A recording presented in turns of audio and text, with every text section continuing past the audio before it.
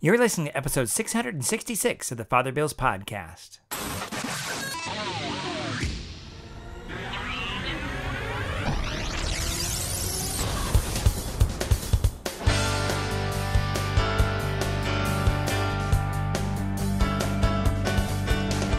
Welcome back. This week's episode is entitled Tribalism That Kills, given on the 26th Sunday in Ordinary Time, 2018.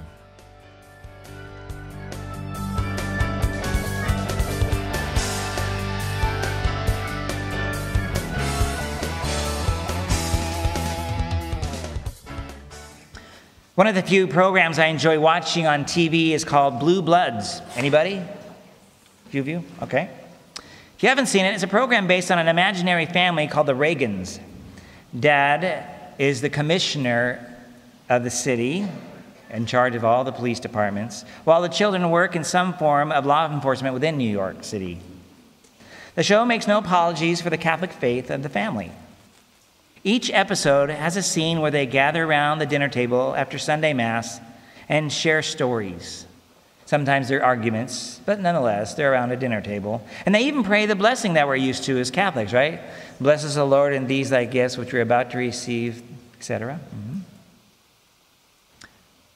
In the program, it is made clear that their faith shapes their lives. It is a common topic. Commissioner Reagan meets with the cardinal frequently in episodes, and they have some interesting dialogues. Also, their sense of family is strong. They have a motto, family first. Family first.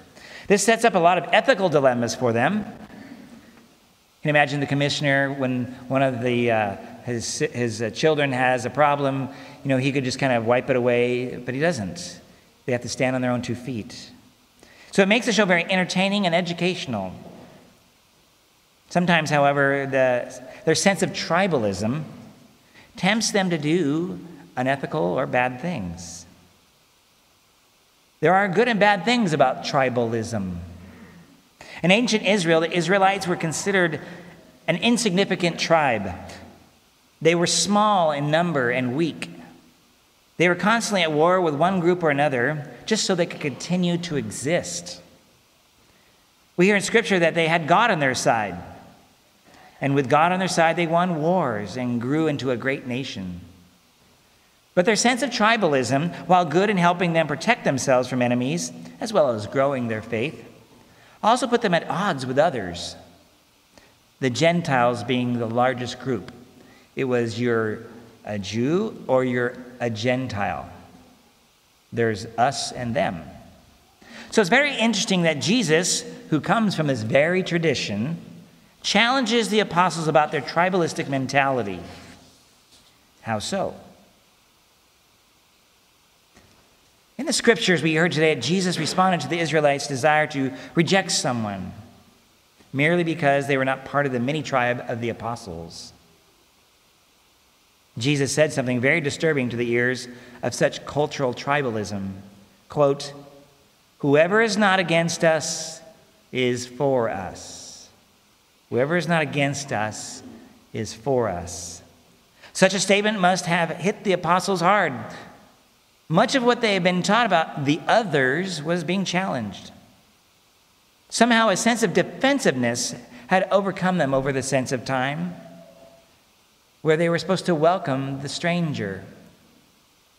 Recall the first reading, how Moses wouldn't stop somebody else who was prophesying. So this is part of their heritage, but they became very tribal in a closed way. Jesus wants us to take a look at our biases and sensibilities about those who are different than ourselves, those who are not part of our tribe. How do you look at them? For example, how do you look at other Catholics who see things differently than you? How do you look at our non-Catholic Christian brothers and sisters in their churches? How do you see the Jewish people? How do you view Muslims?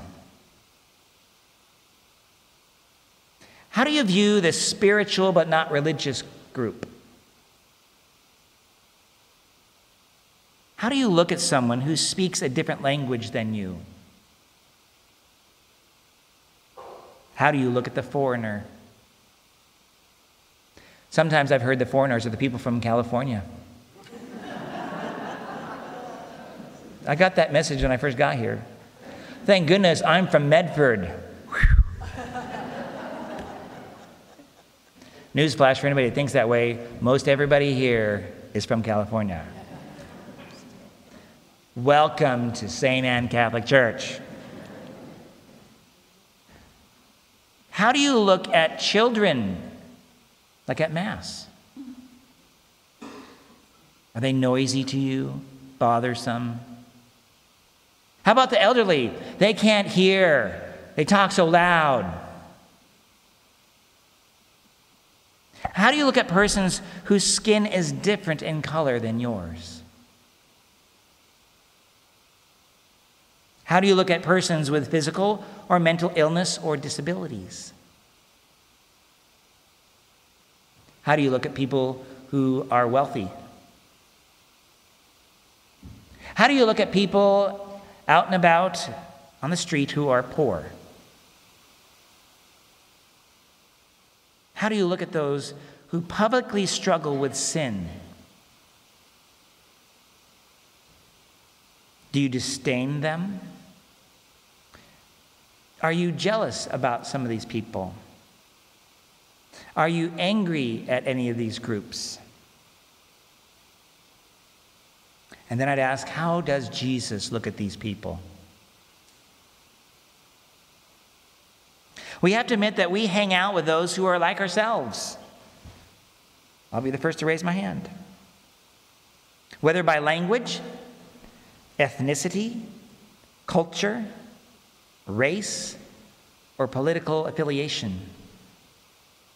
See, I get it. It's a part of our fallen human nature, and yet it makes life easier. We don't have to interact with people who disrupt our sensibilities, and therefore we have peace.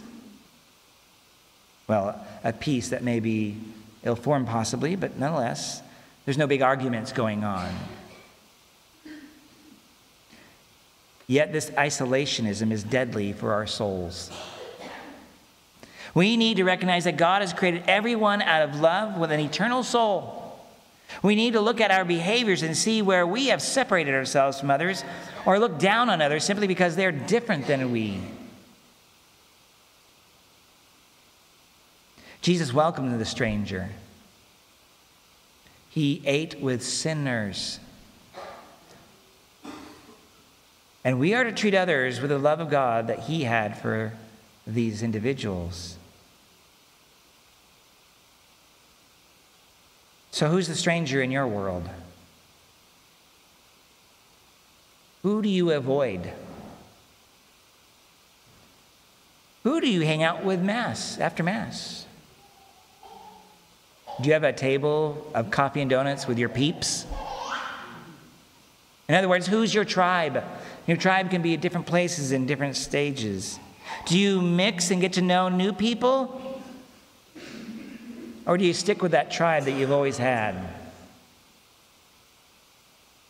Does your tribe encourage reaching out to others as a basis of what it is to be part of that group?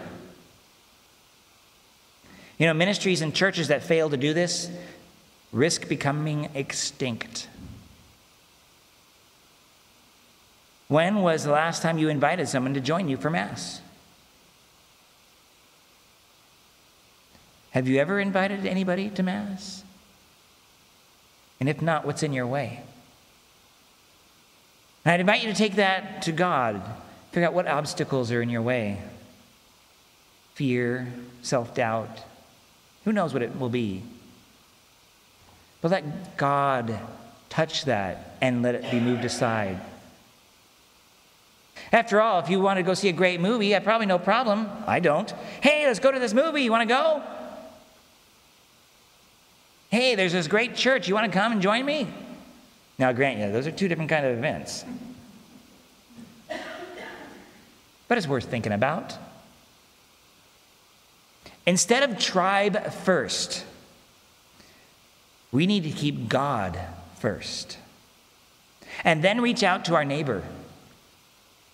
This is the summary of the law. Love God and our neighbor. It's not one or the other. Yet some claim to love God, yet fail to recognize the neighbor, while others on the other side of that equation skip God only to focus on their neighbor. Did you actually say hello to the person in the pew next to you when you got here? Might have that been rude to not even recognize the person near you? This is a place where we love God and our neighbor. Young, old, tall, short, big, Catholic, non-Catholic, different color, different language. Duck fan. Speaking of strangers. I'm just kidding. Go Beavers. We lost this weekend. I get it. You know, losing a game is a great way for me to remember it's not all about my tribe. But Jesus reminds us of this proper order. Love God and love your neighbor. It's a both and. This is the Catholic way of being, both and. As soon as we start parsing this or that, we might need to think a little harder. To do differently possibly could be sin.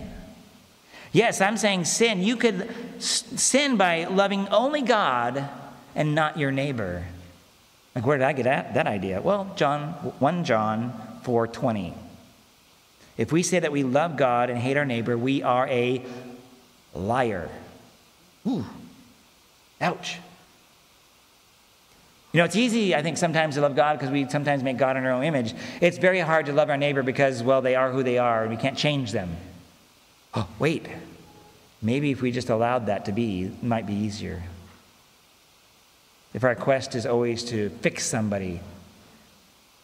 By the way, if you're engaged with somebody and your goal, and this is usually for the ladies to their new possible husband, to fix him, there's a lot of other people here that are married who'll tell you, good luck with that. If you are thinking that way, I'm telling you it's not going to happen. In fact, I tell the engaged couples, will you still love your spouse if they never change? They're exactly the way they are now and never change. Yes or no? Tough question. Tough to live it out. On the other side of the equation, if we love our neighbor and reject God, we have cut ourselves off from the author of life and salvation. See why these go together? If you look at the Ten Commandments, you'll find these things are together about God and about each other. The first commandments, love the Lord your God with all your heart, soul, and mind. Don't use God's name in vain. Keep the Sabbath holy. Later we start talking about each other. Do not kill. Do not lie. Do not cheat. Honor your father and mother. Take your pastor out for dinner. That's good. I don't need to go to dinner. I can cook. I'm good. Hot Pockets rule. We need to begin with these two things, loving God and our neighbor. It's hard to do because our neighbor is difficult.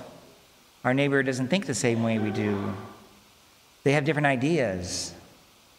But this is the solution to the issue of tribal isolationism. As Catholics, we need to reach out beyond ourselves. We have different spiritualities. There's traditional, there's charismatic, and rarely do they come together. But you know what's a brilliant thing that's happened in our diocese? Is we have an archbishop who loves the traditional Latin Mass. We have an auxiliary bishop who loves charismatic worship. Those don't normally go together. Ask somebody in those two different traditions if you'd like to go to one or the other. Generally speaking, I think I'm safe, they don't generally like that. It's okay. The church is broad. We got all kinds of spiritualities. I'm just amazed that the Lord has gifted us with two amazing bishops who have different spiritualities, and we're so fortunate. So may the call of Jesus help all of us to get out of our comfort zone and reach out to others. May we love our families, our many tribes, but also invite others in, especially here at Mass. Let us go out and share the good news to those who need to hear it. by making a point to spend time with them, to say hello and really mean, how you doing? Not just an empty, hey, what's up, and moving on. Let us struggle and learn. And if the TV family, the Reagans in that show Blue Bloods, is of any assistance, may we strive to be the people we are being called to be. People of integrity, people of faith. People who reject tribalism and love God and our neighbor.